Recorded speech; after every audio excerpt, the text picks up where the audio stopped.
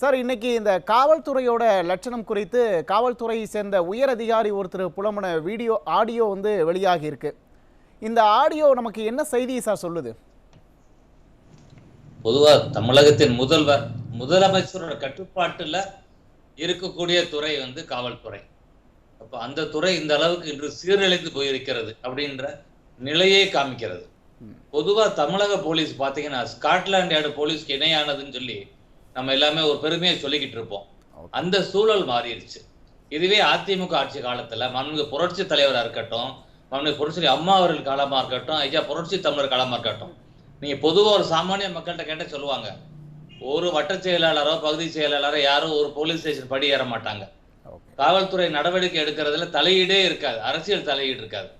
திமுக வந்துட்டாலே ஒட்டு மொத்தமா தலையீடு இருக்கும். எங்க பார்த்தாலும் தொடர் கொலை கொள்ளை இந்த சம்பவங்கள் எல்லாம் சட்டம் ஒழுங்கு சீர்கேடு திமுக ஆட்சி காலத்தில் இருக்கும்ன்றது ஒரு எழுதப்படாத ஒரு நியதி மக்கள் மனசுல ஆழமா பதிஞ்சிருக்கு. இப்ப நீங்க பாத்தீங்கன்னா தமிழ்நாட்டுல 1,33,892 காவல்துறை பணியாளர் இருக்கிறாங்க. இத்தனை பேர் இருக்கிறாங்க. இதுல வந்து 15,000க்கு மேல காவல் நிலையம் இருக்கிறது. அதுல 203 காவல் நிலையம் மகளிர் காவல் நிலையம். தமிழகம் தான் 17.5% மகளிர் அதிகமான மகளிர் பெண் காவலர்கள் கொண்ட ஒரு மாநிலம்ன்றது தமிழ்நாடு. மற்ற மாநிலத்தை விட சார், இப்போ அதிகமான மகளிர் காவல் நிலையங்களை கொண்ட ஒரு மாநிலம் தமிழ்நாடு அப்படின்னு சொல்றீங்க. ஆனா பாலியல் வன்கொடுமையால பாதிக்கப்பட்ட ஒரு பெண் புகார் கொடுக்க மகளிர் காவல் நிலையத்துக்கு போறாங்க. அங்க இருக்க ஒரு பெண் காவல் அதிகாரி அவங்கள ஆபாசமான வார்த்தைகள்ல பேசுறாங்க அப்படின்னா இதை நம்ம எப்படி புரிஞ்சுக்கலாம்? சொல்றேன். நான் வந்து பெரும்பாலும் பாத்தீங்கன்னா ஒரு 10% வேணா காவலர்கள் வர மாதிரி இருக்கலாம். 90% நல்லா தான் இருக்கிறாங்க. பட் நான் நினைக்கிறேன் ஆள் பற்றாக்குறை இருக்கிறது, பணிச்சுமை அதிகமா இருக்கு காவலர்கள். நான் பார்க்கும்போது பணிச்சுமை அவங்க குற்றத்தடுப்புல அவங்க பயன்படுத்துறதை விட சிஎம் வர்றாரு, துணை முதல்வர் வர்றாரு, அவங்களுக்கு பாரா போடுறதுக்கு தான் எல்லாரும் ரோட்ல குமிச்சு வச்சிருக்கிறாங்க. அதனால அவங்கள வந்து சரியா வேலை பார்க்க விடல இந்த அரசாங்கம், அப்படி எனக்கு தோன்றுகிறது. அப்ப வந்து மன அழுத்தத்துக்கு ஆளாகிறார்கள். லீவு கிடையாது, நினைச்ச நேரம் கூப்பிடுறது, இந்த இப்ப நிறைய காவலர்கள் வந்து அவங்களே தற்கொலை பண்ணிக்கிற விஷயங்களை கூட நம்ம நிறைய பேப்பர்ல படிச்சுக்கிட்டு இருக்கோம், பார்த்துக்கிட்டு இருக்கிறோம். நம்ம பெண் பாலியலுக்காக இந்த பிரச்சனையில பேசும் பொழுது மகளிருக்கு நடந்துகிட்டு இருக்க இதே பிரச்சனை பெண் காவலர்களுக்கு நடக்குது, அதை யோசிக்கணும். கனிமொழி அவர்கள் எம்பி அவங்க நடத்துற கூட்டத்துல என்னாச்சு, ஒரு பெண் காவலருக்கு பாலியல் துன்புறுத்தல், ஒரு அருப்புக்கோட்டையில ஒரு பெண் டிஎஸ்பிக்கு வந்து அவங்க முடியை பிடிச்சி இழுக்கிறாங்க ஒரு ஆர்ப்பாட்டத்துல, இந்த மாதிரி விஷயங்கள் நடக்குது. ஒரு பெண் ஏடிஜிபியை தன்னை கொலை செய்யறதுக்கு முயற்சி பண்றாங்கன்றாங்க, அவங்க ஆபீஸையே தீக்கரையாக்குறாங்க. அப்ப இதுக்கெல்லாம் வந்து தமிழ்நாட்டு முதலமைச்சர் வாயவே திறக்கல. என்ன நடவடிக்கை எடுத்தாங்க? இப்ப இன்னைக்கு வந்த ஆடியோவை கூட நீங்க பாருங்க, அவர் வந்து இது பண்ணி வெளியிடுறாங்க அந்த ஆடியோவை. அந்த பர்டிகுலர் ஆய்வாளர் மேல என்ன நடவடிக்கை எடுக்கப்பட்டிருக்கிறது? இப்ப வரைக்கும் எந்த செய்தியும் அதை பத்தி தகவல் இல்லை.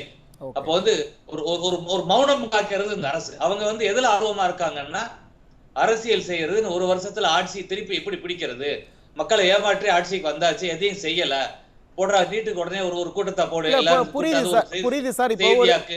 இப்போ பாதிக்கப்பட்ட பெண் கம்ப்ளைண்ட் கொடுக்க போகும்போது இப்ப காவல்துறையை சேர்ந்தவங்க இப்படி ஒரு ஆபாசமாக பேசுறாங்க அப்படின்னா மக்களுக்கு காவல்துறை மீதான நம்பிக்கை எப்படி வரும்? நம்பிக்கை இல்லை, நம்பிக்கை வந்து போயிருச்சு. நிறைய இடங்கள்ல பாத்தீங்கன்னா இப்ப இது வந்து டிப் ஆஃப் தி ஐஸ்பர்க் தான். நம்ம 1-2 கேஸ பேசுறோம். நிறைய பேர் பயந்து காவல் நிலையமே போறது இல்ல.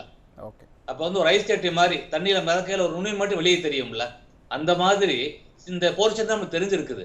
கண்ணுக்கு தெரியாதது, காதுக்கு கேட்காத விஷயங்கள் நிறைய நடந்துகிட்டு இருக்குது. அதனால காவலர்கள் நினைச்சுக்கணும், அவங்களும் ஒரு அரசு அதிகாரி.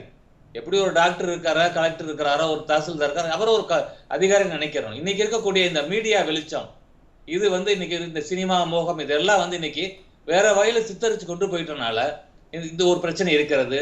போதை கலாச்சாரம் தமிழகத்தில் வளர்ந்துருச்சு. இப்ப திமுக ஆட்சி காலத்துல திமுக நிர்வாகிதான் போதை பழக்கத்தை விற்கிறாரு. இன்னைக்கு கூட வந்து குறிப்பிட்ட காவல்துறை அதிகாரி வந்து அரசுக்கு லெட்டர் எழுதியிருக்கிறாரு. அந்த குறிப்பிட்ட ஒரு ஆப் கிரைண்டர், அந்த ஆப்பை நிப்பாட்டணும், அதன் மூலம் தான் வந்து போதை மருந்து வந்து விநியோகம் நடக்கிறதுன்னு சொல்லி எழுதியிருக்கிறார். இந்த போதை கலாச்சாரம் இந்த மாதிரி பெண் பாலியல் துன்புறுத்தல்களை அதிகம் நடக்கிறதுக்கு ஒரு காரணமாக அமைகிறது. ஆள் பற்றாக்குறை காவல்துறையில் இருக்குது, பணிச்சுமை, அவங்களுடைய மன அழுத்தம், இதெல்லாம் வந்து அவங்கள இந்த வகையில மக்கள்கிட்ட எரிஞ்சு உழுக பேச வைக்கிறது. அப்ப அரசாங்கம் தான் இதுக்கு தீர்வு காணணும். இல்ல சார், காவலர் பற்றாக்குறை பணிச்சுமையை தாண்டி தினசரி இந்த பாலியல் வன்கொடுமை சம்பவங்கள் அதிகமா நடந்துகிட்டு இருக்கு அப்படிங்கறத நம்ம இது உணர்த்துதா, புரிஞ்சுக்கலாமா அப்படி? ஆமா, நிச்சயமா. இந்த திமுக அரசு என்ன சொன்னாங்க, இளைஞர்களுக்கு 10 லட்சம் பேருக்கு வேலை வாய்ப்பு வருஷத்துக்குன்னு சொன்னாங்க. அப்ப 4 வருஷம் 40 லட்சம் பேருக்கு கொடுத்துருக்கணும். 5வது வருஷம் அவங்க ஓட்டு கேட்க போகல 50 லட்சம் பேருக்கு கொடுத்துருக்கணும். அதை செஞ்சாங்களா? செய்யலையே. அப்ப இளைஞர் என்ன பண்ண, திசை மாறுறான்ல, போதை பழக்கத்தை அடிமையாகிறான். இவங்க மெயினான தொழிலே தமிழக அரசுக்கு டாஸ்மாக் தானே. அதுலயே வந்து பாட்டிலுக்கு 10 ரூபா வச்சு 50%. இப்ப ஈடி வந்து 1000 கோடின்றாங்க. பட் அது 40,000 கோடிக்கு மேல அந்த ஊழல் இருக்கும் அப்படின்ற ஒரு செய்தி இருக்கிறது. அப்ப வந்து அரசாங்கம் வந்து செயல்படவே இல்லை. ரொம்ப மெத்தன போக்கு இதுலயும். நம்மளை யாரு கேள்வி கேட்க போறான்ற ஒரு சர்வாதிகார போக்கு இருக்கு. அது அப்படியே அரசு அதிகாரிகள் கிட்ட பிரதிபலிக்கிறது. நம்மளை யாரு கேட்க போறாங்க அப்படின்றது. ஊழல், இந்த கரப்ஷன் அமைஞ்சிருக்கு. சிஸ்டமே டோட்டலா இப்ப திமுக ஆட்சியில கரப்ட் ஆயிருக்கு. அப்ப நம்ம வந்து டோட்டல் சிஸ்டத்தை மாத்தி ஆகணும். 2026ல மக்கள் காத்துக்கிட்டு இருக்கிறாங்க. ஏடிஎம்கே அதிமுக ஆட்சி, எடப்பாடியார் சிஎம், அவர் தலைமையில் அமையக்கூடிய ஒரு மிகப்பெரிய கூட்டணி. புரியுது சார். இப்போ சமீப காலமாக பாத்தீங்கன்னா தமிழ்நாடு காவல்துறை வந்து நிறைய வழக்குகளை வந்து பதிவு செய்யறதில்ல அப்படிங்கிற மாதிரியான ஒரு குற்றச்சாட்டு தமிழ்நாடு காவல்துறை மீது இருந்துகிட்டே தானே இருக்கு.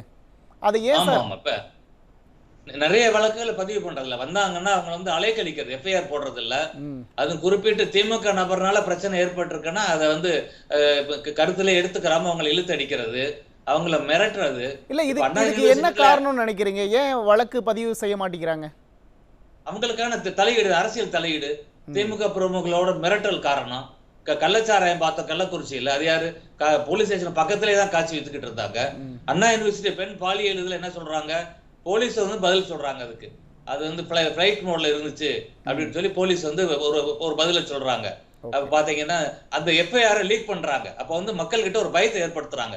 நம்ம போலீஸுக்கு போனோம்னா, நம்ம கம்ப்ளைண்ட் கொடுத்தோம்னா நம்ம பேர் வெளியே வந்துருமோ, நம்ம குடும்பம் மானம் போயிருமோன்னு ஒரு பயத்தை ஏற்படுத்துறாங்க. அப்படி அராஜகத்துக்கு பெயர் பெற்றது இந்த திமுக அரசு.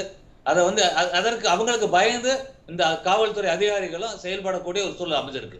அதனால நான் அதிகாரிகளை குறையே சொல்ல மாட்டேன். அவங்களை எப்படி வழி நடத்தணுமா, புரட்சி அம்மா காலத்துல எங்கேயாவது நம்ம ஜாதி சண்டை பார்த்திருக்கோமா, ஏதாவது சட்ட ஒழுங்கு சீர்கேடு இந்த அளவுக்கு சந்தி செய்கிற அளவுக்கு பார்த்திருக்கிறோமா? உடனடி நடவடிக்கை இருக்கும். இந்த அரசாங்கம் என்ன நடவடிக்கை எடுத்தது? நேற்று இவ்வளவு ஒரு அராஜகமா செயல்பட்ட அந்த ஆய்வாளர் மேல என்ன நடவடிக்கை இந்த உயர் அதிகாரி எடுத்திருக்கிறார்? காவல்துறையை சிறப்பா வழி நடத்துறதுல அரசுக்கு என்ன சிக்கல் இருக்குன்னு நினைக்கிறீங்க? இல்ல, அதான் சொல்றேன்ல, அவங்க வந்து என்ன செய்யறாங்க, காவல்துறையை வந்து அவங்களுக்கு ஏவல் துறையா பயன்படுத்துறாங்க. அவங்களுக்கு எதிராக யாரு மேல ஏவணுமோ அவங்களுக்கு அதுக்காக பயன்படுத்திக்கிட்டு இருக்கிறாங்க. அதாவது அரசு காவல்துறை ஏவல் துறையா பயன்படுத்துறதுக்கு என்ன அவசியம் இருக்கு? நிச்சயமா அவங்க ஊழல் தான் காரணம். இது அவங்களோட மெயின் இது வந்து தேர்தலை சந்திக்கணும், ஆட்சியில் அமரணும், ஊழல் செஞ்சு பணத்தை சேர்க்கணும். அப்ப அதற்கு வந்து உடனே யார் இருக்க முடியும்? காவல்துறை அதிகாரிகளை வச்சுக்கிட்டு தான் எதையும் செய்ய முடியும். தேர்தலே வந்தாலும் நம்ம பூத்துல பாத்துக்கிறோம். நானே தேர்தலை கண்டெஸ்ட் பண்ணிருக்கிறேன். அப்ப அந்த காவல்துறை அதிகாரிகள் எப்படி நடந்துகிட்டு இருக்காங்கிறதையும் பார்த்திருக்கிறேன். அதனால அவங்க வந்து அவங்களை பயன்படுத்தி மக்கள், ஏன்னா அந்த காக்கி சட்டையை பார்த்தோன்னா சாமானிய மக்கள் பயப்படுவார். அதனால அவங்கள பயன்படுத்தி இந்த அரசு வந்து பல விஷயங்களை சாதிக்க நினைக்கிறது. நிச்சயம் வந்து ஒரு நாள் இதுல மக்கள் வெகுண்டு எழுவார்கள். அது ஒரு வருஷத்துல 2026 நிச்சயமாக பிரதிபலிக்கும். ஓகே. இல்ல சார், இதுல இன்னொரு பார்வையில் நம்ம பார்த்தோம்னா, பணிச்சுமை காரணமாக தான் இப்படி காவலர்கள் வந்து மக்கள் மீது நடந்துக்கிறாங்களா, இல்லை எங்கே வழக்கு பதிவு பண்ணால் இல்லை ஆளும் அரசுக்கு வந்து அது நெருக்கடியை ஏற்படுத்தும் அப்படிங்கிறதுக்காக வழக்கு பதிவு பண்ணாமல் இருக்காங்களா? நிறைய கேஸ்கள் அப்படி இருக்குல்ல. இப்ப காவல்துறை மரணங்கள் நடக்குது. அப்ப வந்து காவல்துறையினால துன்புறுத்தப்பட்டனாலதான் மரணம் நடக்கிறது. அப்ப இந்த மாதிரி விஷயங்கள் வெளியே தெரிஞ்சா அரசனுடைய நிலை வந்து மக்கள் கிட்ட வேற மாதிரி போய் சேரும் அப்படின்றதுனால அதை மறைக்கிறதுக்கு அவங்க செயல்படுறாங்க. அப்ப வந்து எங்க மேல இருக்கவங்க நம்மள எதுவும் பண்ணிடுவாங்களோ, டிரான்ஸ்பர் பண்ணிடுவாங்களோ, அந்த மாதிரி பிரச்சனைகளை மனதில் வச்சு காவல்துறை அதிகாரிகள் ஆளுங்கட்சிக்கு சப்போர்ட்டா செயல்படக்கூடிய ஒரு சூழல் அமைஞ்சிருக்குது. அவங்க வந்து சுதந்திரமாக அவங்களுக்கு வந்து பவர் கொடுத்து செயல்படக்கூடிய வகையில் அந்த அரசு வச்சிருக்கல. இதுவே புரட்சி அம்மா காலத்துல அவங்களுக்கான அந்த பவர் இருந்தனால போலீஸ் எதையுமே கட்டுப்பாட்டோட வச்சிருப்பாங்க. எங்கேயாச்சும் ஒரு வட்ட செயலாளர், பகுதி செயலாளர் அதிமுக ஆட்சி காலத்துல போலீஸ் ஸ்டேஷன்ல இறங்கி யாராச்சும் போய் போலீஸ் கிட்ட ரெக்கமெண்டேஷன் போயிருப்பாங்களான்னு பாத்தீங்கன்னா இருக்கவே இருக்காது. இந்த திமுக ஆட்சியில மிரட்டுவாங்க. போலீஸே இப்ப நம்ம அடிக்கிறத பாக்குறோம். நிறைய இடத்துல யூனிஃபார்மோட போலீஸவே ஒருத்தர் அடிக்கிறார், திமுக அடிக்கிறாரு, மிரட்டுற விஷயங்களை நம்ம டிவியில பாத்துக்கிட்டு இருக்கிறோம். அதனால கருப்பு சிவப்புனாலே அது அராஜகம் அப்படின்றது அர்த்தம். பேசுவோம் சார், தொடர்ந்து பேசுவோம். சரவணன் சார், ஆனா நம்ம ஒரு பக்கம் தமிழ்நாட்டில் பெண்களுக்கு எதிரான பாலியல் குற்றங்கள் நிறைய நடந்துட்டு இருக்கு. 21 இருந்து இப்போ இன்னைய டேட் வரையும் நிறைய பாலியல் குற்றங்கள் நடந்திருக்கு அப்படின்னு நம்ம பேசினாலும் கூட முதலமைச்சர் என்ன சொல்றாரு, ஆட்சியாளர்கள் என்ன சொல்றாங்க அப்படின்னா பெண்களுக்கு பாதுகாப்பான மாநிலம் தமிழ்நாடு தான், இங்கே தான் பெண்கள் பாதுகாப்பாக இருக்காங்க அப்படின்னு முதலமைச்சர் சொல்றாரு. இல்ல, அவர் எப்பயுமே முதலமைச்சர் வந்து ஓட்டர் ரெக்கார்டு மாதிரி சொன்னதே சொல்லிக்கிட்டு இருப்பார். 525 வாக்குறுதியை கூட 90% நிறைவேற்றிட்டோம் சொன்னாரு. 1000 ரூபாய் கொடுத்துட்டு 99% நிறைவேற்றிட்டு சொன்னாரு. அதனால அவர் போய் பேசுவாரு. விளம்பர மாடல் அரசு, திராவக மாடல் அரசு. அதுதான் எனக்கு இப்ப நாச்சியார் மேடமும் வில்சன் சாரும் ஸ்டாட்டிஸ்டிக்ஸ புட்டு வச்சுட்டாங்க. அப்ப ரொம்ப யதார்த்த நிலை வந்து இன்னைக்கு வந்து பாலியல் குற்றங்கள் அதிகரிச்சிருக்கு. திமுக ஆட்சி காலத்துல அதிகரிச்சிருக்கிறது. அரசு அதிகாரிகள் தான் ஆளுங்கட்சிக்கு முட்டு கொடுக்கறாங்கன்னா நம்ம கனகராஜாரையே முட்டு கொடுக்கணும் அப்படின்னு கேக்குறேன்.